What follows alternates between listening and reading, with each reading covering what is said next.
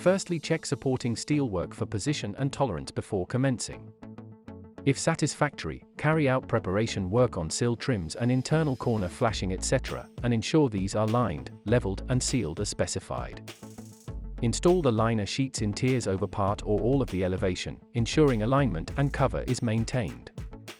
Use sealed fillers where the liner is discontinuous. Also use sealant at end laps and side laps as specified to maintain airtightness and vapor control.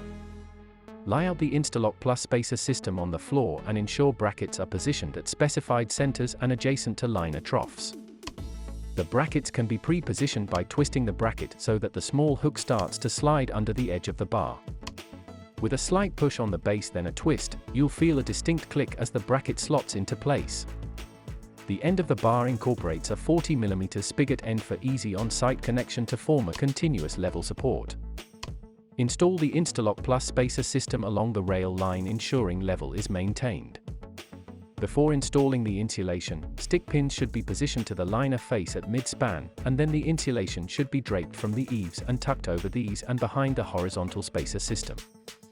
Each tier of insulation should be compressed tightly with the previous one to make certain there are no gaps. The external primary fasteners should be positioned as specified. Sealant is not required to the external laps.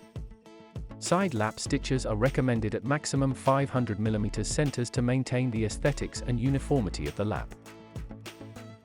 Fit the external corner flashing to finish your elevation.